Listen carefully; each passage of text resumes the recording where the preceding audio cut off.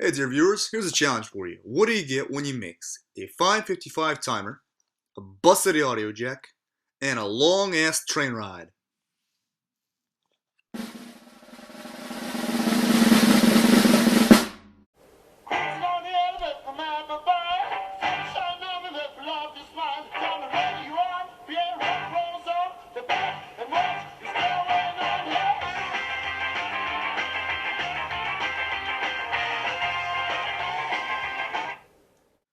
Now that you've gotten a taste for it, want to find out how to make it? Stick around.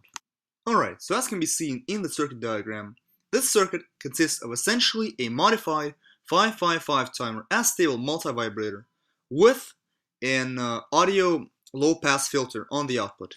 Alright, so to begin this project, find a breadboard like this one and stick a 555 timer right in the middle of it. Now, it's really important that the timer stays genuine because the shitty timers, they don't work so well with high frequency and they may end up destroying themselves. Alright, now you're going to want to proceed by sticking a 555 timer right in the middle of the board. Make sure to keep the notch of the timer pointed upwards relative to the board. This will help avoid confusion and burning any timers.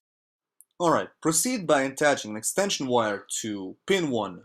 This wire will serve as the ground terminal for the circuit.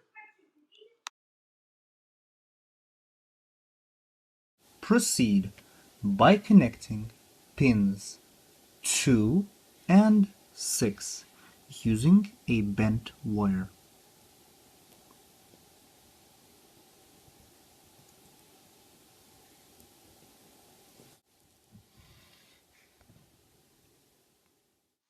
Connect a 220 ohm resistor to Pin 7 out to a free pad on the protoboard. This will serve as our positive terminal.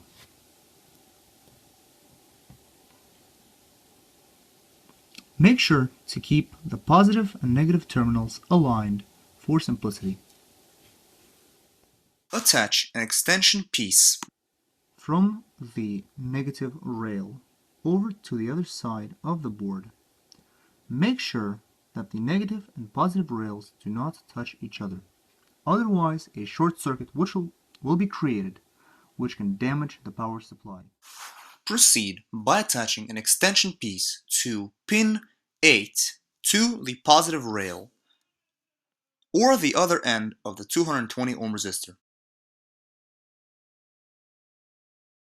Connect pins 1 to pins 2 using our 680 picofarad filtering capacitor like so. Attach a 68 nanofarad capacitor between pins 3 and pin 5.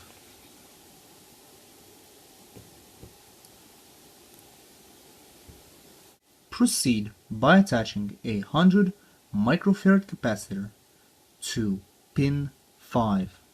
This capacitor will be our audio input on our 555 timer Class D amplifier. Insert it like so. These pins on the breadboard may be a little stiff.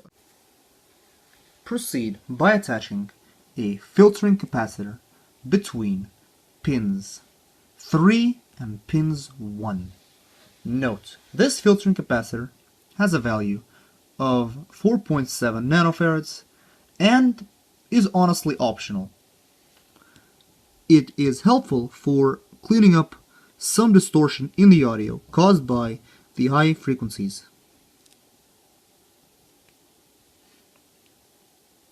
After attaching the capacitor, extend the capacitor using a little extension wire like so as to connect it to pin 3.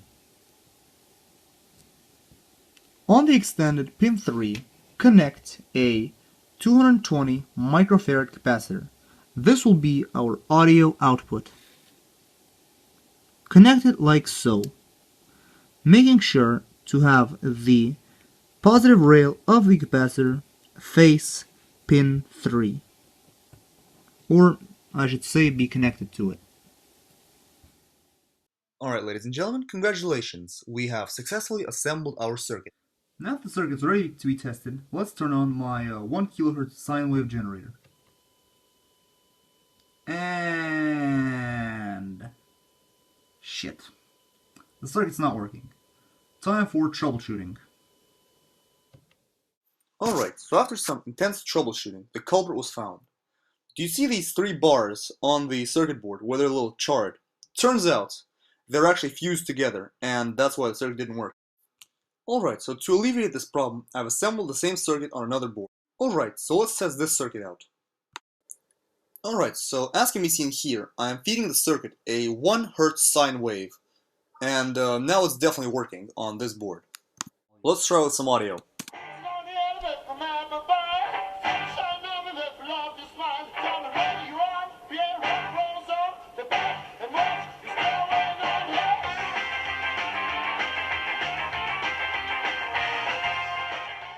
Alright, so moral of the story. The 555 timer is a great device and it can be used to make a little lo-fi amplifier. However, there is much room for improvement. Specifically, improvements like removing the circuit from a breadboard and transferring it to a perf board and adding a transistor output stage. Anyhow, thanks for watching. Here's your awesome vacation photo. Please like, share, and subscribe. Thank you.